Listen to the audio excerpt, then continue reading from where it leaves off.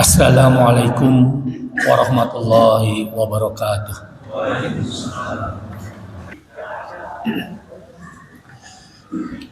Innal hamdalillah nahmaduhu wa nasta'inuhu wa nastaghfiruh wa na'udzu billahi min shururi anfusina may yahdihillahu fala mudhillalah asyhadu an la ilaha illallah wa asyhadu anna muhammadan rasulullah.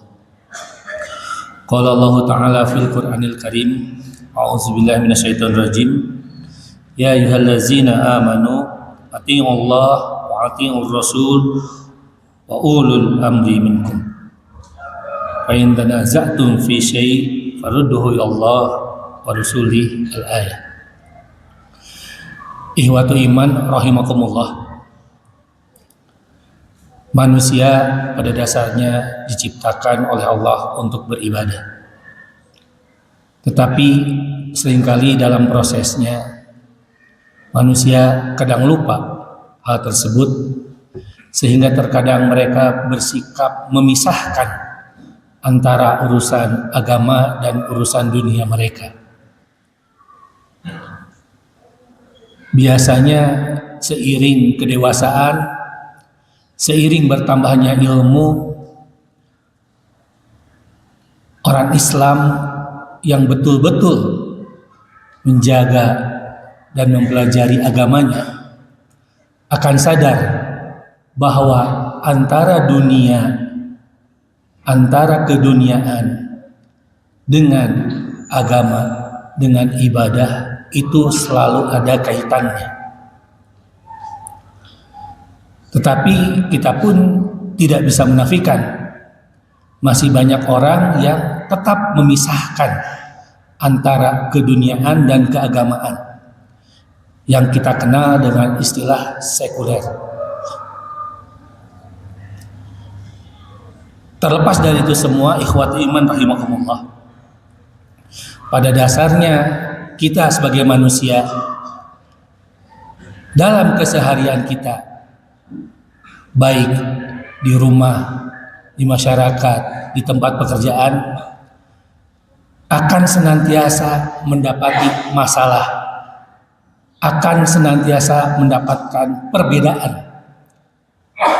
baik perbedaan pendapat dengan keluarga, perbedaan pendapat dengan masyarakat, dan perbedaan pendapat dengan rekan kerja dan sebagainya. Nah, seringkali perbedaan pendapat itu tadi seringkali disikapi secara sekuler. Ini mah urusan pekerjaan, tidak ada hubungannya dengan agama. Padahal kalau agama dibawa ke pekerjaan, bukan dalam arti ilmu teknisnya, tetapi karakter agama itu dibawa ke pekerjaan, itu sebenarnya tidak akan terjadi pertengkaran, perselisihan, atau penyelewengan. Karena agama senantiasa mengajarkan kejujuran. Iyyakum wasidq, jujurlah dalam segala hal. Terjadinya penyelewengan yang kita dapatkan berita hari ini di berbagai instansi, di berbagai proyek pemerintah dan sebagainya, itu karena tidak memasukkan agama dalam pekerjaan mereka. Mereka menganggap daimah duit negara paling gak di penjara. Dia tidak menanamkan karakter Islam, karakter agama dalam pekerjaannya. Oleh karena itu, ikhwati iman rahimakumullah, kalaulah kita mau utuh hidup di dunia ini sebagai muslim yang kafah, muslim yang seutuhnya, maka senantiasa dalam segala hal kita senantiasa mengaitkan kehidupan kita dengan agama kita. Dalam ayat Al-Quran yang tadi saya baca, wahai orang-orang yang beriman, taatlah kepada Allah dan taatlah kepada Rasul. kita baca dalil-dalil hadis-hadis dalam Islam, semuanya selalu mengajarkan kebaikan. Semuanya selalu mengajarkan kejujuran. Tidak ada dalam Islam yang mengajarkan untuk berbuat dolim. Jangankan hal yang besar, hal yang kecil saja. Contoh, dalam hadis kita dilarang duduk-duduk di jalan-jalan di gang-gang itu berkerumun. Kenapa? Karena itu mengganggu orang lewat. Hal sekecil itu saja dipelajari dalam Islam. Oleh karena itu, membaca ayat tadi di ujungnya, di ayat berikutnya, fa in tanaza'tum, apabila kalian berbeda pendapat fi syai'in, dalam sesuatu, farudduhu ilallah, kembalikanlah ilallah, kepada Allah wa rasulih, dan rasulnya. Jadi ketika kita berbeda pendapat dalam apapun, kembalikanlah kepada Allah dan rasulnya. Bagaimana teknisnya? Kembali kepada Allah, tentu kita tidak mungkin bertanya kepada Allah langsung. Maka kita bertanya, melihat terhadap media yang Allah siapkan, yaitu Al-Quran. Dan farud ila rasul, kita mengkaji, meneliti apa yang ditinggalkan oleh Rasul dalam bentuk hadis. Jadi Quran dan hadis, atau yang lebih dikenal di kita dengan istilah Quran dan Sunnah. Hal ini senada dengan hadis yang diriwayatkan oleh Abu Hurairah. Bismillahirrahmanirrahim. Taraktu fikum amrayn lan tadillu ma tamassaktum bihima. Kata Rasul, aku telah tinggalkan dua hal, lan tadillu, kalian tidak akan tersesat, ma tamassaktum bihima, apabila kalian berpegang teguh padanya, yaitu kitab Allah wa sunnatu rasulih, kitab Allah dan sunnah Rasul. Walaupun secara sanad hadis ini dikritik karena hadisnya munqati, tetapi karena bukan hanya satu hadis, jadi hadis tadi riwayatnya itu dari Imam Malik, terdapat dalam kitab Al-Muwatta. Tapi ada kitab lain dalam kitab Hakim dan sebagainya, sehingga derajatnya naik, yang tadinya dhaif, hasan, lalu menjadi sahih li ghairi. Tetapi ada hadis lain yang secara sanad lebih kuat, yang isinya senada dengan hadis tersebut. Hadis ini cukup panjang, terdapat di dalam kitab Sahih Muslim, yang intinya, amma ba'du, ala yuhannas, wahai orang-orang, wahai manusia, kata Rasul, fa innama ana basyarun. Kata Rasul, ana basarun, saya adalah seorang manusia.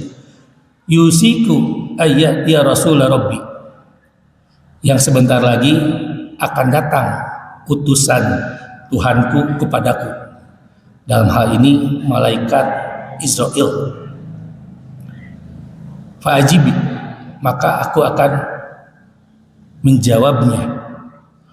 Wa ana, dan aku, kata Rasul, tarikun, meninggalkan fikum, untuk kalian, sakolain, dua hal penting. Jadi kalau tadi di riwayat yang pertama, taraktu fikum amroen, dua urusan. Kalau di sini tarikun fikum sakolain, dua hal penting. Awalahuma kitab Allah, yang pertama kitab Allah. Fihil huda wa nur. Kitab Allah ini konsepnya adalah petunjuk dan cahaya. Fakhudu bi kitabillah, ambillah dengan kitab Allah itu, wastamsiku bihi, berpegang teguh. Singkat cerita, hadis ini diriwayatkan, diturunkan ketika Nabi selesai melaksanakan ibadah haji. Hadis ini disampaikan di lembah yang bernama Ghadir Qum. Bagi yang senang membaca sejarah, Ghadir Qum ini menjadi titik balik sebuah peristiwa yang kedepannya akan menyebabkan perselisihan antara umat Islam. yang kita kenal sampai hari ini terus terjadi sudah hampir 1400 tahun yang lalu sampai hari ini tetap ramai dibicarakan, yaitu adanya dua kelompok besar, Sunni dan Syiah. Itu diawali dari peristiwa Ghadir Khum ini. Saya tidak akan menceritakan tentang Ghadir Khum pada kesempatan khutbah Jumat ini karena waktunya tidak terbatas. Silahkan dibaca saja apa itu peristiwa Ghadir Khum. Hadis ini disampaikan kepada umat Islam sekitar bulan Zulhijjah tahun 10 Hijriah. Sebagaimana kita ketahui, Rasul meninggal pada bulan Rabiul Awal tahun ke-11 Hijriah. Kalau dihitung dari hadis ini kepada meninggalnya Rasul itu 3 bulan kemudian. Jadi setelah Rasul menyampaikan hadis ini, 3 bulan kemudian beliau wafat. Nah, otomatis hal ini menjadi sangat penting karena disampaikan di saat-saat terakhir Rasul hidup. Taraktu fikum amrayn, kitab Allah wa sunnatah. Yang ingin saya tekankan pada kesempatan hari ini, alhamdulillah pada umumnya masyarakat tidak perlu lagi diberitahu, masyarakat tidak perlu diajarkan untuk mempelajari Al-Quran. Hampir semua majelis taklim senantiasa mempelajari Al-Quran. Dari mulai kecil sampai dewasa senantiasa mempelajari Al-Quran. Tetapi ada hal yang dilupakan. Masyarakat umum kurang mengkaji sunnah, kurang mengkaji hadis. Padahal seharusnya sebagai umat Islam yang bertanggung jawab, kita mempelajari Islam itu jangan hanya menunggu pengajian, jangan hanya menunggu jadwal kajian saja, karena waktunya lama, seminggu sekali, seminggu 2 kali dan sebagainya. Kita harus punya inisiatif untuk mempelajari sendiri. Dan berdasarkan hadis ini, mempelajari Al-Quran saja tidak cukup, harus ditambah dengan mempelajari hadis. Ketika kedua-duanya kita pelajari, kita yakini, dan kita berpegang teguh atas kedua hal ini, insya Allah kita tidak akan tersesat. Seringkali terjadi perselisihan dan sebagainya itu karena hanya memegang satu dan tidak mempelajari hal lainnya. Oleh karena itu, hadirin rahimakumullah sekalian, di penghujung khutbah yang pertama ini, khatib ingin mengajak ikhwati rahimakumullah sekalian agar mari mulai sekarang kita tidak hanya mempelajari Al-Quran, tapi juga mulai mempelajari hadis. Walaupun harus diakui, mempelajari hadis ini butuh ketekunan yang luar biasa. Kenapa? Al-Quran sebagaimana kita ketahui hanya satu kan, terdiri dari 114 surat, 6.000 sekian ayat. Semua sama, semua sepakat. Dan setiap orang di rumah masing-masing sudah punya Al-Quran. Tapi untuk mempelajari hadis ini memang tidak semudah itu. Contoh kitab hadis yang paling terkenal itu Sahih Bukhari. Itu 4 jilid, terdiri dari 6.000 sekian hadis. Itu baru kitab Bukhari, belum kitab Muslim, belum kitab Sunan Tirmizi, Sunan Nasa'i, Musnad Ahmad dan sebagainya. Itu kesulitan pertama, sangat banyak kitab hadis. Kesulitan yang kedua, kitab hadis ini umumnya Arab botak, Arab gundul. Makanya saya tadi bilang kita butuh kemampuan lebih untuk mempelajari hadis ini. Namun demikian, jangan berkecil hati. Kalau kita memang mau mulai berniat belajar, kita bisa mulai belajar sekarang. Barakallahu li wa lakum.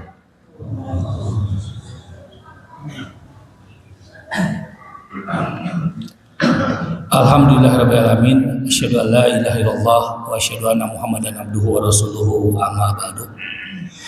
Ikhwatul iman rahimakumullah, bukan tidak boleh kita mempelajari Al-Quran saja, tetapi akan lebih lengkap, akan lebih sempurna pemahaman ilmu kita bila pemahaman kita Al-Quran, tentang Al-Quran disertai, dibarengi dengan pemahaman kita tentang Al-Hadis. Untuk pemula, khatib menyarankan mulailah membaca hadis arba'in. Jadi hadis arba'in ini hadis susunan Imam Nawawi.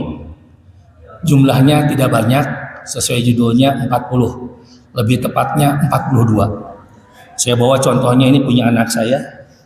Nah, ini hadis arba'in segini. Di sini ada 40 hadis. Cocok untuk pemula untuk mulai melihat apa itu hadis.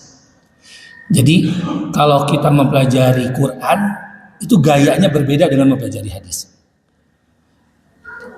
Bagi orang-orang yang terbiasa menyusun karya ilmiah, nah di hadis itu nanti ada yang disebut dengan sanad, ada yang disebut dengan matan.